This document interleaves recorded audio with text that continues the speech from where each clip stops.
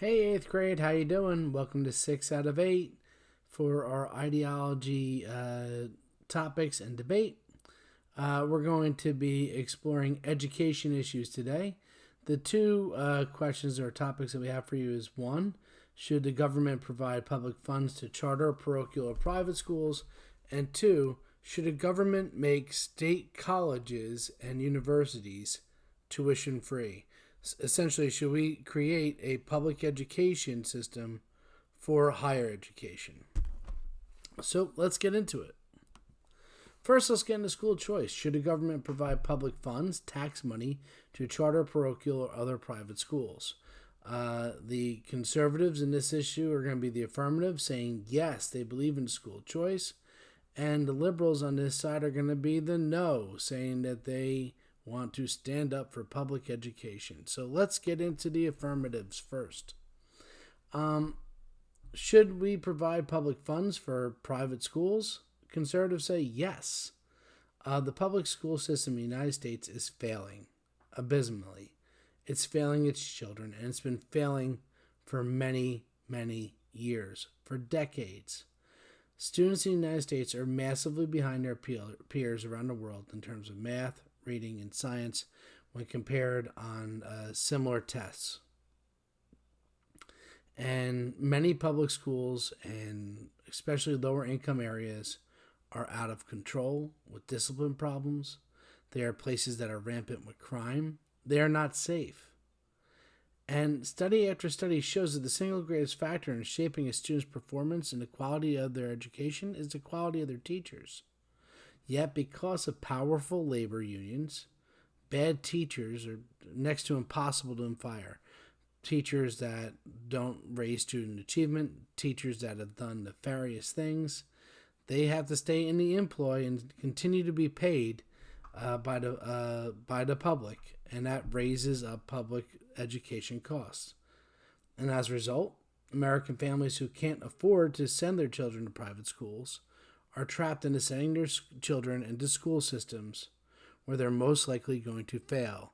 They are doomed by their zip code. And they argue that we continue to pour more and more money into public education, and yet are getting the same results. The definition of insanity is doing the same thing over and over and over again and expecting something different. They argue that the something that should be different is breaking up the public education system monopoly. They argue that tax money that's been appropriated for education should be appropriated to all schools that provide an education, not just to public schools. They argue that this lack of competition for tax dollars has allowed the public education system to fester in a system that fails the majority of America's children. Without anybody to compete against for that money, they can continue to fail and can still continue to get paid and still continue to exist doing the same disservice. Parents should be given a choice which school they want to spend their tax money in. They should have a choice where they're going to send their students.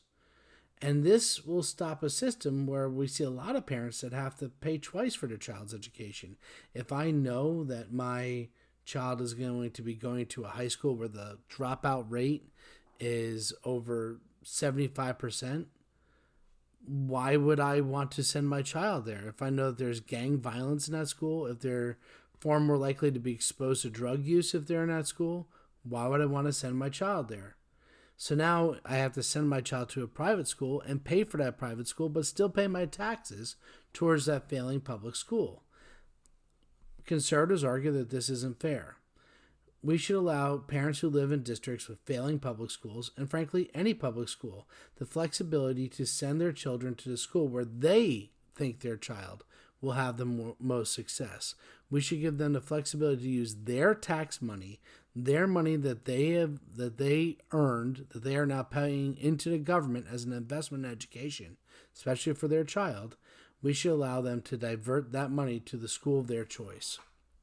That breaks the monopoly, and that will allow education for all to improve.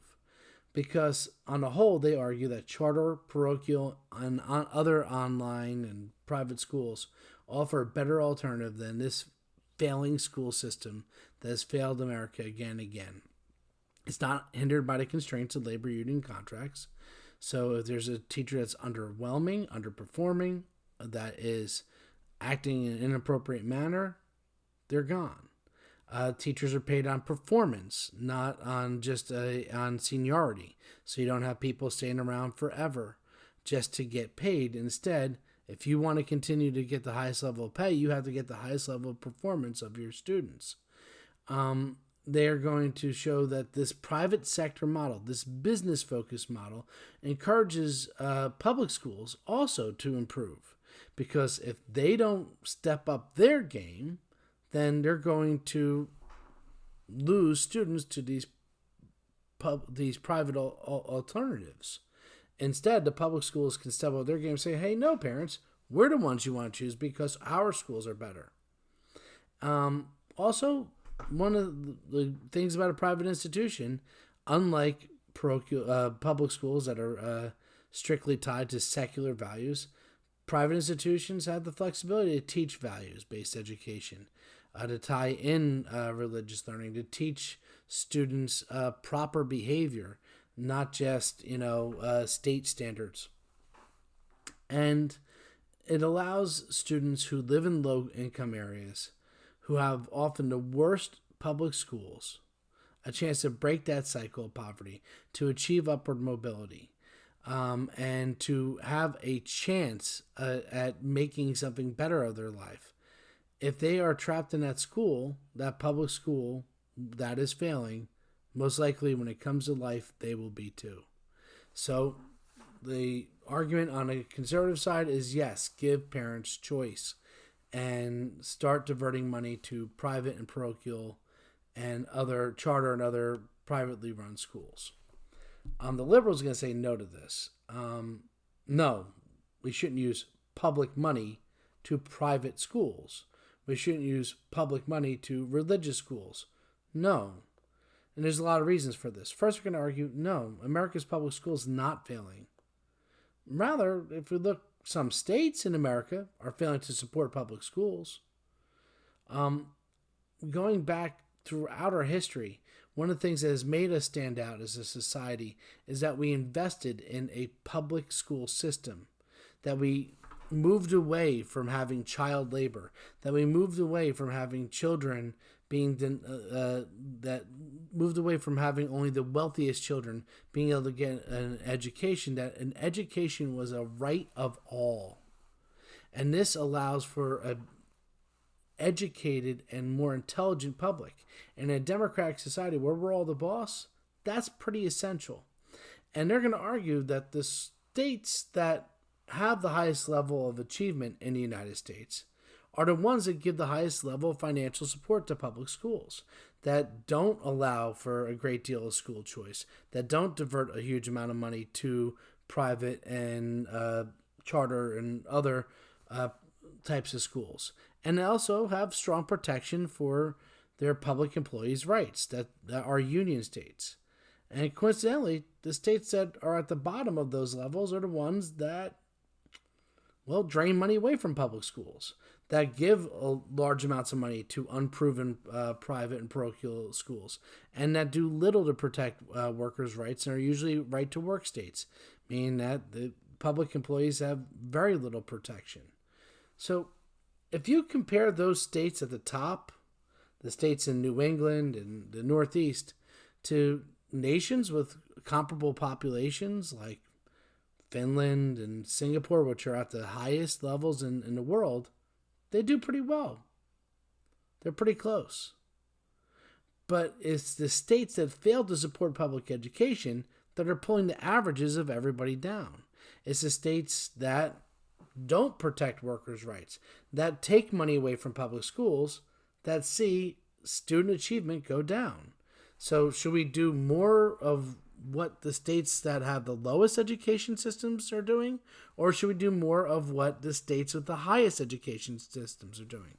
Oh, by the way, those states are also doing what the nations with the highest test scores and the highest levels of student achievement are doing.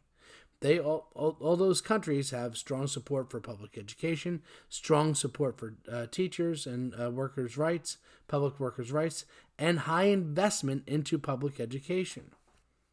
So if you're saying that we want to be one of the top countries, well, let's start acting like one and support public education more. The liberals are going to argue that public schools are designed to work for the entire community. Private schools, parochial schools are non-secular, whereas public schools are secular by design. They're non-religious. So taking tax money and sending it to a religious institution, to a religious school, a school that teaches religious doctrine, is a violation of church and state. It violates that wall of separation, and it goes against the Establishment Clause. Public schools work in public trust. Their decisions are made with the public interest in mind, with the students of the community and the community at large. They have to put those things first. They are in the public trust. And many of the officials that run public schools are unpaid elected officials, whereas private schools are established by corporations. They are run by paid officials, by CEOs and boards who put the corporation's interest first. They look out for their bottom line. They are making these schools to make a profit, whereas the public schools exist to make students better and to make the community better. So the last argument the liberals are going to say is that the private school model is deeply flawed and ineffective. They don't have to employ certified teachers. They don't have to adhere to the same state standards and standardized testing that public schools do. How can you judge them equally? They're not run by a public official elected by the community. So if the people are unhappy with the way the school district is being run, they can elect a new board of education. You can't elect a new CEO of a business. They own that business. Public schools are designed to serve all students, regardless of their abilities, regardless of their backgrounds, regardless of what they're dealing with. Where private schools can be a lot more exclusive. They can choose what students they want. They can reject students who they feel will bring down their numbers. They are allowed to expel students that don't adhere to their standards and behavior or academic achievement. So giving school choice, argue the liberals, means that only those who are academically gifted, those who have parents that are involved enough in their lives, who have read to them from the time that they're young, who aren't working multiple jobs, who aren't single parents. Those parents, those kids who are academically gifted, have actively involved parents who have no educational difficulties that might adhere their performance and reflect poorly on that school's bottom line, they're going to get into those schools. But anybody who struggles, anybody who has parents that are struggling economically and can't afford to be as involved as other parents, anybody who is struggling with personal difficulties, anybody who's struggling with behavioral difficulties, they're getting left behind at the public schools. So essentially, the liberals are saying that doing this would make the academically wealthy richer and the academically challenged poorer. And you're setting it up that public schools will continue to lose more and more and more financial support, and those students who are struggling the most will continue to lose the most instead of getting the most support. Next, we're going to talk about higher education.